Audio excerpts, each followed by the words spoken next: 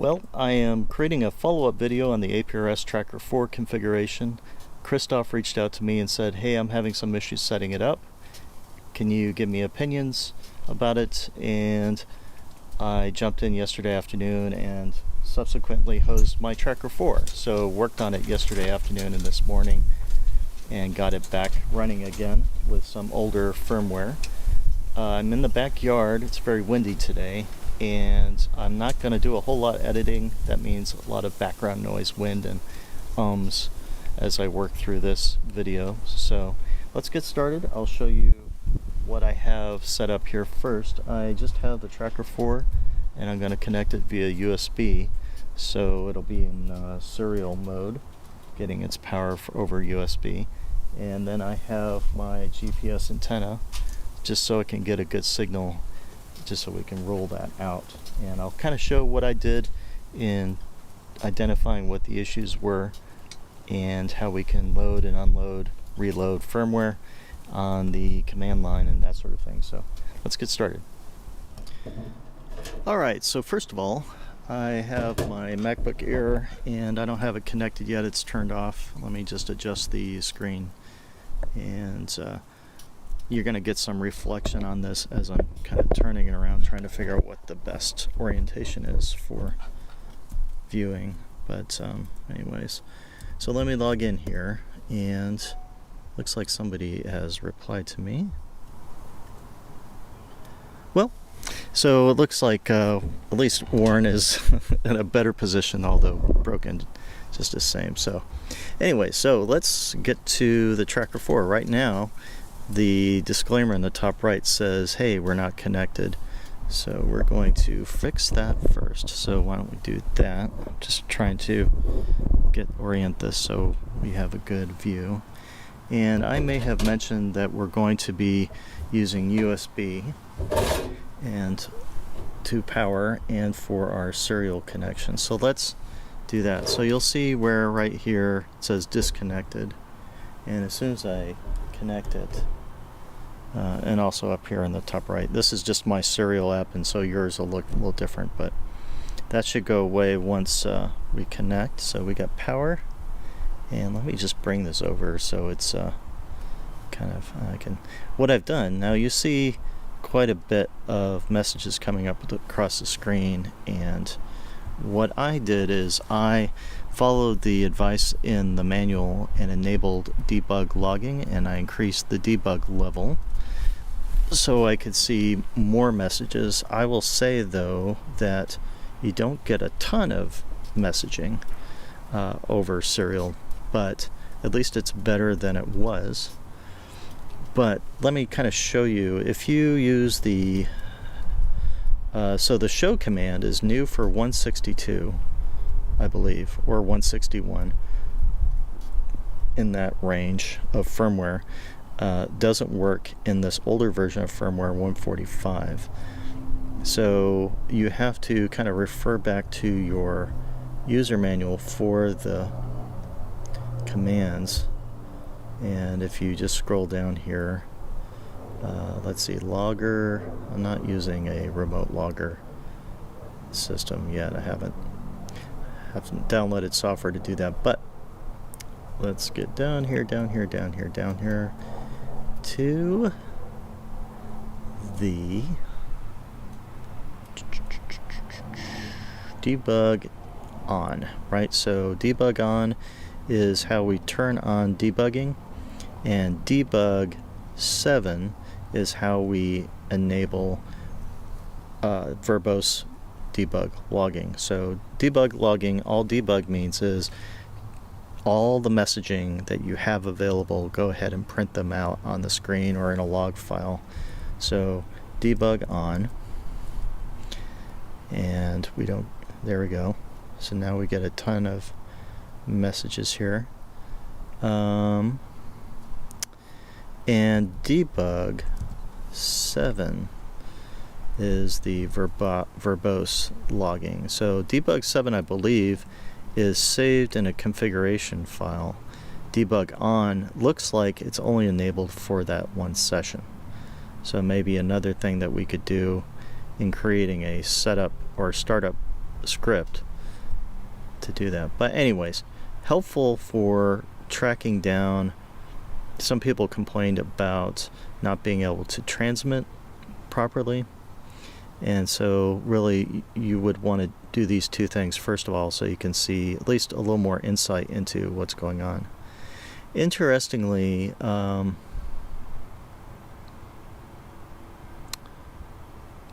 we are receiving, because this is not connected to a radio, so it's showing some information about what it's received over the internet, interestingly. So you wouldn't have seen that normally come up on the screen. Alright, so let me just, so it's not as noisy, turn debug off, okay?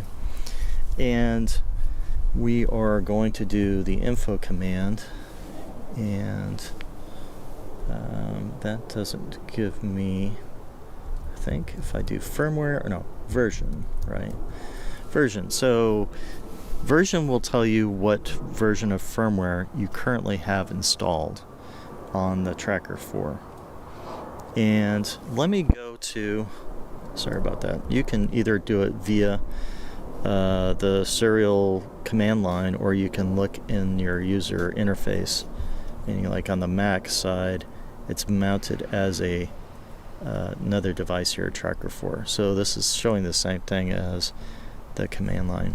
So let me just kind of zoom in here, and the default messaging, by the way, is when it's beaconing out, so I could turn that off if I wanted to. But so anyways, what I've done here is you can ignore the app.css, so that is the CSS file that is contained in the res_sr2.tar file for showing sort of like what the colors are and everything like that in the web portal.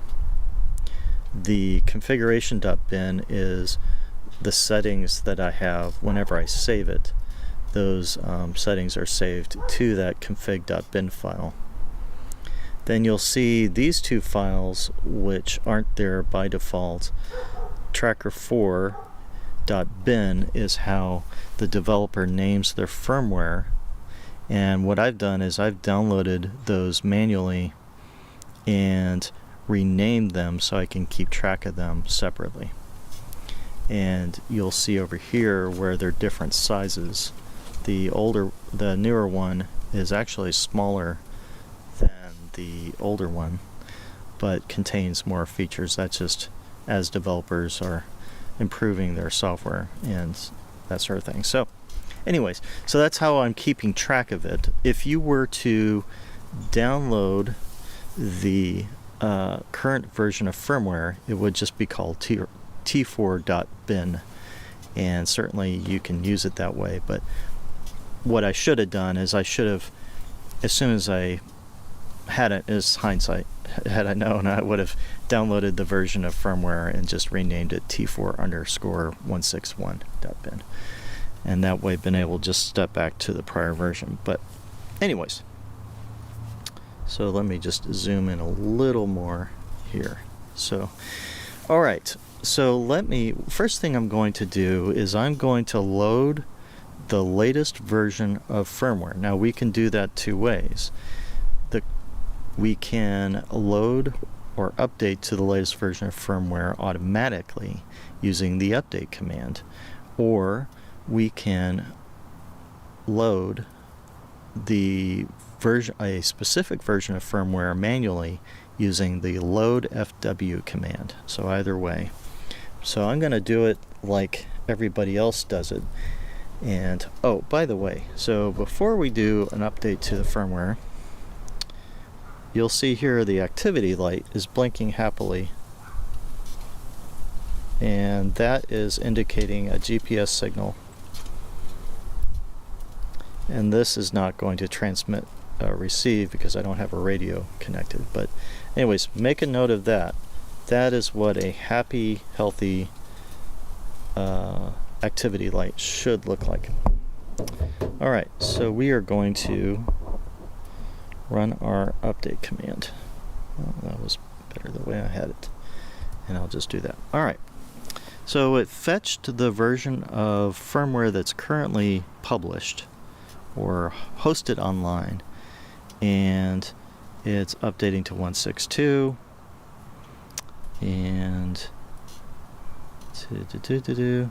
and you see how it loaded the new version of firmware on the Tracker4, disconnected, right, because it's rebooting, and then connected again, and then it shows what version of firmware it has. It's done a channel scan, all the Wi-Fi channels in my area. And this is why, by the way, you have to have an advertised network. You can't hide your SSID like you may have in the old days. Hiding your SSID, which is hiding meaning telling your access point that you're using your house not to advertise itself as being available, that's like an old school way of securing your Wi-Fi network. It doesn't really work. I can still park in front of your house and use a channel scanner and see what Wi-Fi network you got there and break in if I wanted to do that. So it's just a really kind of lame way of, it would be sort of like pretending like your front door's locked by, I don't know, doing something like putting tape over the locks or something like that. It really doesn't do anything. So for those of you that still rely on a hidden SSID, give up on it. It's not worth it anymore. The hackers that know how to get by that know how to do it easily, and so use secure passwords. Use a really nice password. So anyway, so it found my local access point, my local Wi-Fi in my house, and connected to it, and it has the IP address 10.01.51. It says my network is up, that sort of thing. Now, okay, so I'm on the latest version of firmware, and let's go back here and check this out. Nothing. No activity light. And let's get back here. I'm going to raise this window up here just a little bit. All right, so notice here what's missing. So I am attempting to beacon out a location that contains no information. It's got my comment, Tracker4, and the one I've customized, I've added the qrz.com URL, and there's no information there, like no GPS information. If you type in position, which is the GPS command, it says position using GPS, but no GPS coordinates at all. There's nothing there. So we're kind of dead in the water as far as using this as a tracker, right? Now, I know that a few of you have had difficulty configuring Wi-Fi. I'm not going to get into that right this moment, because really, sure, you could use Wi-Fi, but if the thing doesn't work as a tracker, then who cares, really? So it has to at least do something useful. So we're going to ignore that for a second, and I'm going to show you. So let me see if I can get back here. So in the forum, so this is a post by Warren, who was having problems, and let me zoom out a little bit, sorry. And Warren was basically saying, hey, you know, I'm trying to upload, but it's not, Wi-Fi is having a problem. It's trying to upload the latest version of firmware, but he noted up here that it's not getting past firmware version 161. So my recommendation, oh, and the other thing weird for him was it's obviously hosted, the Hyperion is the name of the web server, and for him, and it's not even loading that, getting that far. So what I recommended to him was going back down to an older version of firmware. Now I found in the forum where the developer had posted firmware version 145, and I put a link there in the forum to do that. Downloaded that, and then it downloaded it as t4.bin, so t4.bin, and then I uploaded it to my Tracker4 and renamed it T4 underbar 145.bin, so I could keep track of that separately. So let's go back to the serial interface, and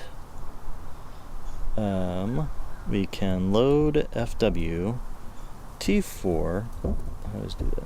.145.bin, or T4 underscore 145.bin. Sorry, and you'll notice here, loading firmware version 145, and it rebooted the system, disconnected it,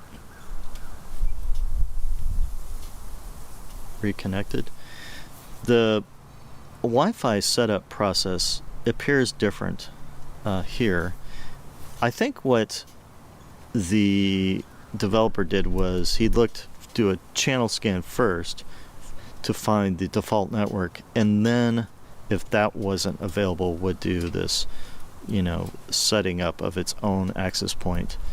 But so this has been reordered somewhat. It doesn't matter.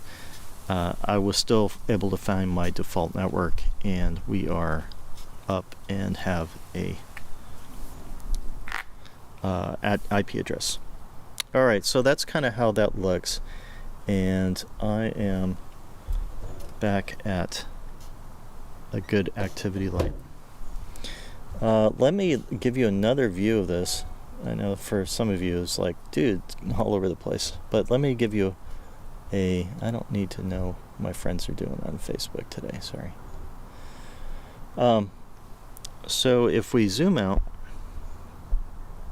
on the portal here, you'll see where if there were any alerts, they would appear up here, right? And on the home page, because I don't have a radio connected, I'm not going to have any information here, right? But if I were to load FW T4 underbar 162.bin. Now it's loading 162, and it's going to do the same thing. It's going to reboot here. Let me get rid of that message. Okay, it's coming back up. Compiled on my birthday, December 24th.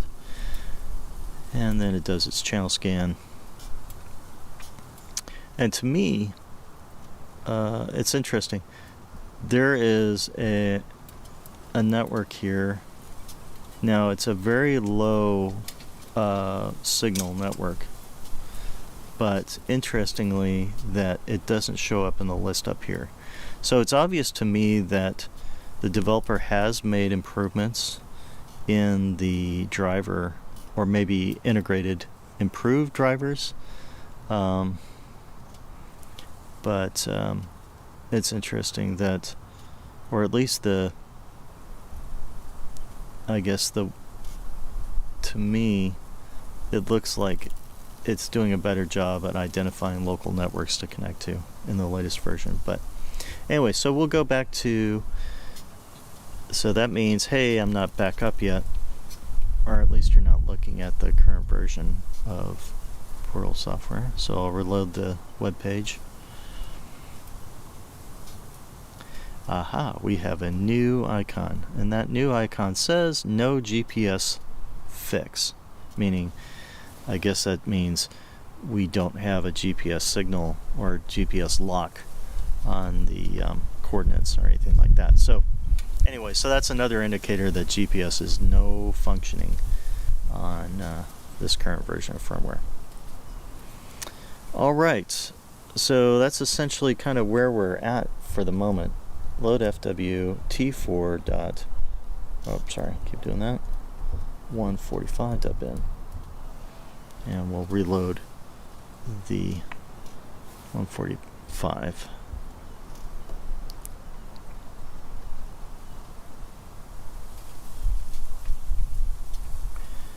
And we're scanning our networks.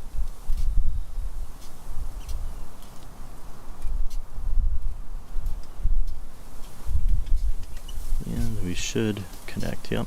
here we are back again. All right.